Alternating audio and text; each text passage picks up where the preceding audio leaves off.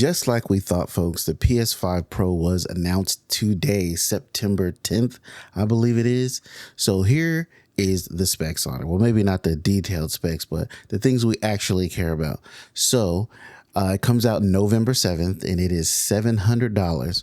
What you get for your $700 is more advanced graphics, more detail, more frames per second, yada, yada, yada. What you don't get is a disk drive, apparently, and even a stand, which was a little bit of I felt like that was kind of an insult in a way. But yeah, PlayStation 5 Pro. Now, is that something that you should get or you think you should buy? I don't know. That's up to you. I will tell you about myself and what I think. I personally am not going to buy this more than likely because I don't think I will get all of the features out of it with my current setup. So I do have a 4K 60 FPS TV in my living room, but I really don't prefer playing PlayStation in that living room because of the setup, and it's a common space everywhere. I personally like my personal setup, and my personal setup where my gaming PC and all that is a 1440p 144 megahertz 144 megahertz refresh rate monitor. So I like the more intimate feel. The screen is closer to your face, better reaction time, I believe. So for me, I'm not sure I'll really be able to get everything out of that other than the occasional FPS bump.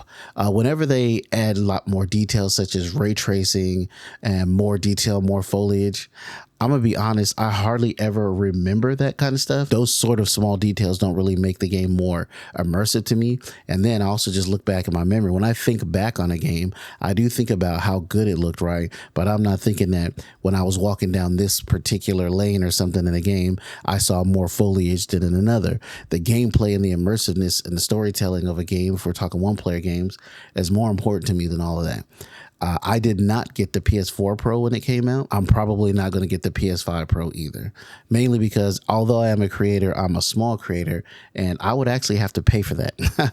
And for those of you out there who know me personally, y'all know I'm cheap, and $700 is a lot of money.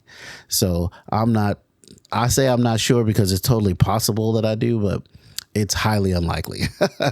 So also for those of you that don't know, I work nights. So usually I will be asleep about now at the time I'm recording this video, hence the bags under my eyes. But I figured I needed to get up and report on this one and give my thoughts about this PS5 and PS5 Pro when it comes out. Will it be worth it for you to purchase is a decision you have to make for yourself, such as will you take advantage of all of those things? One of the things that I really don't like for that $700 is you don't even get a disk drive. Personally, my PS5 is the digital version. That was kind of just what I could afford and what I can get my hands on at the time the PS5 came out. I've sort of regretted it, sort of not. I like being all digital and switching games and stuff is super easy when you don't have discs, but you do pay more money, and I'm cheap. So you can get games cheaper usually by buying the physical disc somewhere. The digital one will still be full price for $60-$70, where I can find the used one for half of that somewhere. So there's that to think about as well. My guess about the disc drive on the PS5 Pro is that it'll probably, I don't know for sure, use the one that they're selling separately for the PS5 Slim right now. That one's another $100-$150. So you're looking at probably at least an $800 console if you want a disc as well. Is it worth the extra $200-$300 to get the other stuff? Some of you guys are like, heck yeah, I always get the latest and greatest, and I'm gonna hook it up to my giant LG C whatever model that is, expensive TV that can actually output all that stuff. But I'm definitely a bang for your buck kind of guy, and I'm not sure that this banging my buck like I wanted to, you know what I'm saying? So those are just my quick thoughts on the PS5 Pro. You guys let me know what you think about how they're hitting us with this price, how they're hitting our pockets, and if it's something you think you're going to get or pick up either in the near future, because we are running into Christmas time. It comes out in November, so that's right before the holiday season or whatever, so maybe you want to get it as a gift for somebody else. But for yourself, if you're already a gamer, you already have a PS5, let me know. Is this something you were thinking about buying for yourself or getting as a gift for somebody?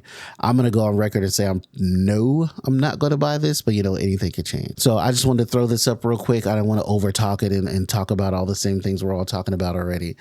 So LW the Gamer, y'all, we out here.